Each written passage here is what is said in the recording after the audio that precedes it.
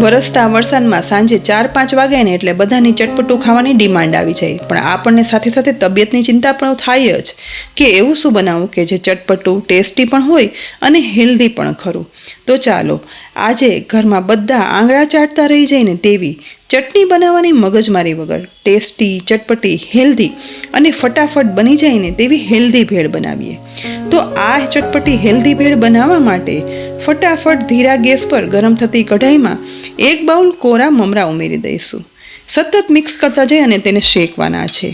આમ તો ભેળમાં આપણે શેકેલા મસાલેદાર મમરા જ વાપરીએ છીએ, પણ આજે હેલ્ધી ભેળ બનાવી છે ને એટલે કોરા મમરા શેકશું.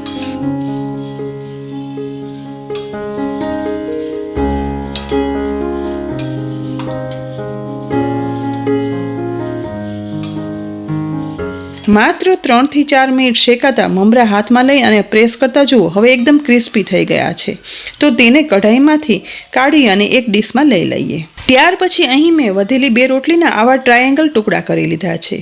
તો ગરમ થતા તેલમાં રોટલીના ટુકડા ઉમેરી અને આ રીતે તળી લેવાના છે. ભેળમાં પૂરીના બદલે આ રીતે વધેલી રોટલીના તળી અને ટુકડા ઉમેરવાથી એકદમ ક્રન્ચીનેસ આવે છે.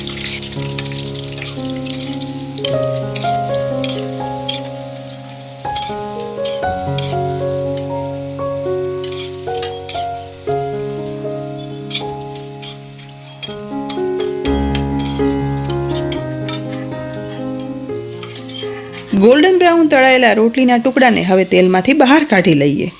બધા જ રોટલીના ટુકડાને આ રીતે તળી લીધા પછી હવે ફટાફટ ભેળ બનાવવાની શરૂઆત કરીએ. તો ભેળ મિક્સ કરવા માટે એક પોળા બાઉલમાં શેકેલા કોરા મમરા ઉમેરશું. આજે ભેળ હેલ્ધી બનાવી છે માટે મેં પલાળી અને મીઠું ઉમેરી બાફેલા છોલે ચણા લીધા છે. તો તે પ્રમાણમાં વધારે એટલે કે લગભગ 1 બાઉલ જેટલા ઉમેરશું. ત્યાર પછી આ ભેળમાં ફણગાવેલા મગ પણ અડધો બાઉલ ઉમેરશું. અહીં મગના બદલે ઘરમાં બધાને ભાવતા કોઈ પણ કઠોળ ફણગાવેલા હોય ને તો તે ઉમેરવા હોય ને તો ઉમેરી શકાય છે. તેની સાથે અડધો બાઉલ અમેરિકન મકાઈના બાફેલા દાણા પણ ઉમેર્યા છે. જો બટેટાવાળી ભેળ ભાવતી હોય ને તો આ સમયે બાફેલા બટેટા પણ ઉમેરવાના. તેની સાથે જ આ ભેળને વધારે હેલ્ધી બનાવવા માટે મારા ઘરમાં હતા ને તે વેજીટેબલનો મેં ઉપયોગ કર્યો છે, જેમાં બીટનું ખમણ અને ગાજરનું ખમણ ભાવે ને તે પ્રમાણે ઉમેરશું. તેની સાથે જ ભેળમાં ક્રન્ચીનેસ આવે ને તે માટે મારા ઘરમાં ખારી શીંગ પણ હતી, તો તેના ફોતરા ઉખાડી અને હવે તે ઉમેરી દઈશું. તેની સાથે થોડી એવી ખટાશ માટે ટમેટાના ટુકડા ઉમેરશું. અને જેના વગર ભેળ ખાવાની મજા જ ના આવે ને તે ડુંગળીના ટુકડા અને લીલા મરચાંના ટુકડા પણ ઉમેરી દેવાના છે. તે સ્વાદ પ્રમાણે ઉમેરવાના. અને હવે ભેળમાં સ્વીટનેસ માટે દાડમ હતું તો તેના દાણા પણ મેં ઉમેરી દીધા છે. સમારેલી કોથમીર ઉમેર્યા પછી હવે તળેલી રોટલીના ટુકડાને આ રીતે હાથ વડે જ ચૂરો કરી અને ઉમેરી દેવાના છે. આ હેલ્ધી ભેળ બનાવવા માટે જરૂરી નથી કે આટલી બધી સામગ્રી વાપરવી. ઘરમાં જે પણ વસ્તુ અવેલેબલ હોય ને તે ઉમેરવાની. બસ પસંદગી પ્રમાણે રોટલીના ટુકડા ઉમેર્યા પછી ખાટી મીઠી ચટણી વગર આજે ભેળ બનાવવાના છીએ માટે ટેસ્ટી મસાલો પણ કરી લઈએ. તેના માટે ફક્ત અડધી ટીસ્પૂન ચાટ મસાલા પાવડર અને અડધી ટીસ્પૂન મીઠું ઉમેરી દેવાનું છે. સાથે સાથે જ ઘરમાં બનાવેલી આદુ, લીલા મરચાં અને ફુદીના કોથમીરની ચટણી છે ને તે 2 ચમચી જેટલી ઉમેરશું. આ ચટણી તમારે તીખાશ અને સ્વાદ પ્રમાણે પસંદગી હોય ને તે રીતે ઉમેરવાની. બસ વધારે બીજી કાંઈ જ વસ્તુ ના ઉમેરતા બધું ફટાફટ મિક્સ કરી લેવાનું છે.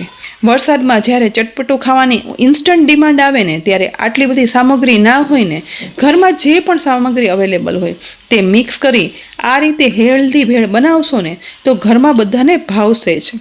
બસ તૈયાર થયેલી હેલ્ધી ભેળને તુરંત જ પીરસી લેવાની એટલે કે ખાવા સમયે એકદમ ક્રિસ્પી ક્રન્ચી રહે. પીરસેલી ભેળ ઉપર માત્ર થોડી એવી બેસનની સેવ પણ ગાર્નિશ કરી દઈશું અને સાથે સાથે થોડા એવા દાડમના દાણા પર પીરસી લઈએ અને ઉપરથી માત્ર થોડી એવી સમારેલી કોથમીર પણ ઉમેરશું. બસ બીજું કાંઈ પણ નહીં ઉમેરીએ અને આ ચટપટી હેલ્ધી ભેળને ખાવા માટે તળેલી રોટલીના ક્રિસ્પી ટ્રાયેંગલ આ રીતે ગોઠવી અને ચમચી તરીકે આપી દેશો ને તો બસ વરસાદની ભીની મોસમમાં ઘરમાં બધાને લારીમાં ખાતા હોય ને તેવી અનુભૂતિ તો થશે જ. અને બસ ચટપટો આ સ્વાદ મોંમાં ચોક્કસ રહી જશે. તો આ ક્રિસ્પી, હેલ્ધી, ટેસ્ટી અને ઇન્સ્ટન્ટ ભેળની રેસીપી તમને કેવી લાગી? જરૂરથી બનાવજો અને પછી કોમેન્ટ બોક્સમાં લખીને કહેજો કે આ રેસીપી તમને ગમી કે નહીં. અને રેસિપી ગમી હોય ને તો આ રેસિપી લાઇક કરી અને શેર કરી દેજો. સાથે જ અમારી યુટ્યુબ ચેનલને સબસ્ક્રાઈબ કરી અમારા ફેસબુક પેજને લાઇક કરી અને ફોલો કરજો. ફરી મળશું આવી ચટપટી, ટેસ્ટી, ઉપયોગી રેસિપી સાથે. ત્યાં સુધી આવજો.